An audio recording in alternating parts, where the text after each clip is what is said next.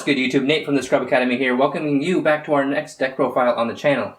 This past weekend, I went over to the Altoona, Iowa Regional, and I was able to get a top 4 profile for you guys here on the channel. I'm going to go ahead and let Renzo Martel, who got 4th place, explain his deck to you guys. He was playing PK Fire, and he should have a few little insights for you, so I'll let him take over.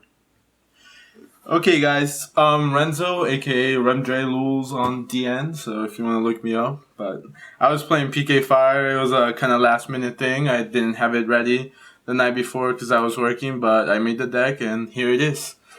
So, well, I have one tour guide because, you know, it's a staple. I thought one Fiendish Rhino was good enough because you want to use your normal summons on the Phantom Knights and stuff, so 2 can clog up a bit. I have one Graff, one Calcab, just for the diversity. I was trying to play 3 Farfar, but I feel like one Calcab gives you the ability to special summon more, like different Burning Abyss.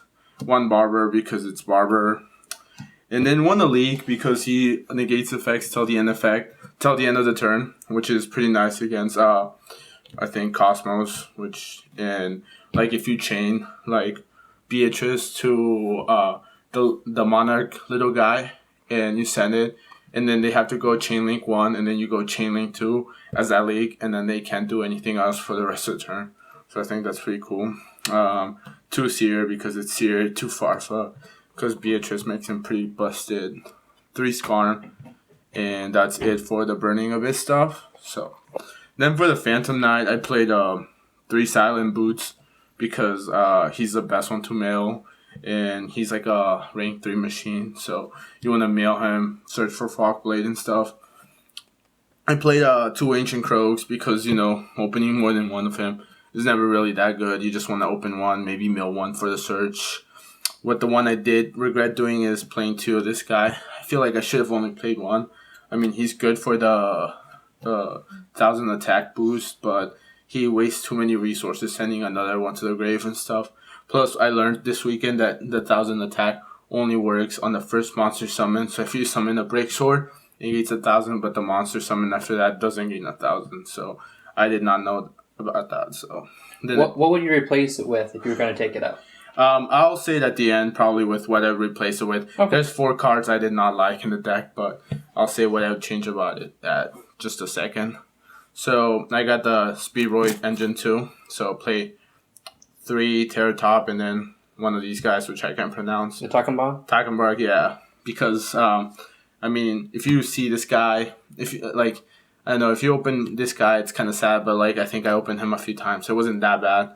Opening Terratop is always great. Terratop and 1 BA, you got a Beatrice, which is too good, I think.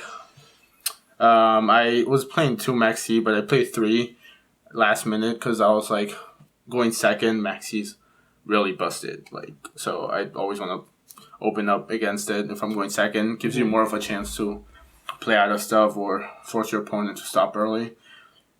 I play 1 Rageki because he's really good. Clear up the boards and then just go for game and stuff and get rid of like Vanity's Fiends and just stuff like that. Played 3 Mass Change 2s. Because I was thinking that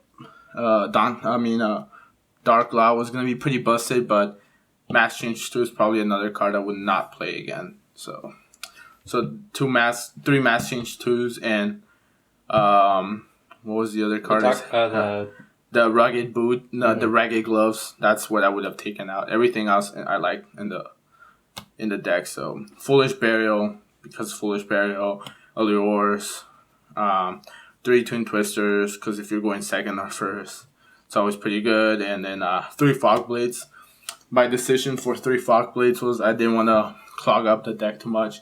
I wanted it to run smoothly, and too many traps could make it go slower. So what I did, what I would have put instead of those cards that I said, I think I would have definitely wanted a Warning and probably 3 Strikes, or maybe just put like a couple Kaijus in main deck, just because I don't know, it just I have a really bad Pendulum matchup. I think that's the worst matchup.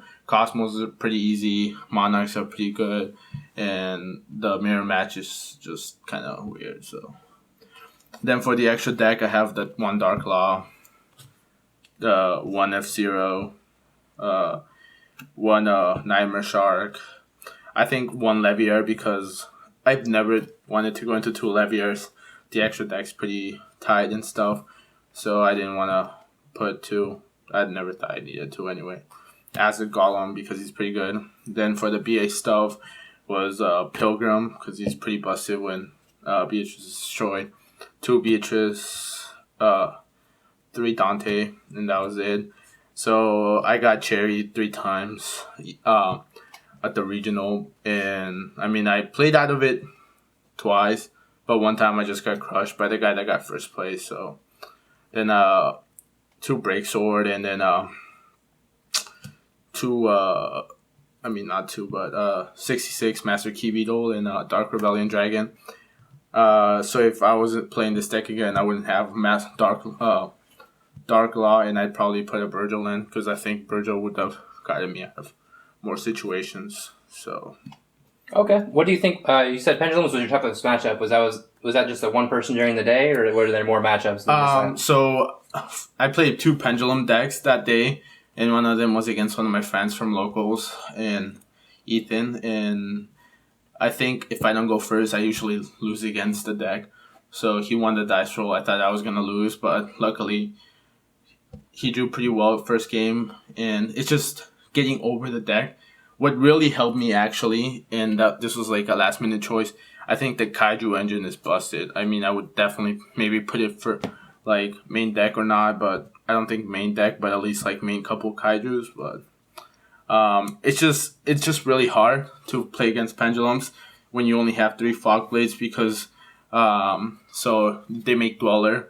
You're basically done. So it's really hard to okay, so I'll Beatrice the first one, and then Fog Blade their Dweller, but then you have to deal with all the recurring monsters that keep coming back.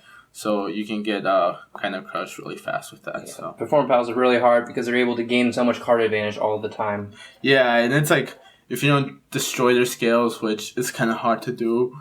I mean, especially if they have that field spell Iris, you have to destroy that first before you can target most of their scales. So then it's just kind of hard to defeat that. And awesome. Well, do you have any shout-outs for our video today before we end up? Well, I want to say shout out to Ethan Shorten because it was a fun duel. Then there's a guy that I played him last regionals on top tables too, Jeffrey, and kind of lost to him because he bounced in attack defense position monster with Vortex. So shout out to him because he got 5th place and I got 4th place now. So awesome. Well, thank you so much, Renzo, for all your time today. If you do have any questions, comments, concerns, leave them down in the comment section below, and I'll be sure to leave the deck list printed out in the description as well as any other information that may be needed. But that's all I got for now. So me and Renzo, we're gonna get up out of here. Thank you so much for watching. This is Nate from the Scrub Academy signing out for now. Peace out.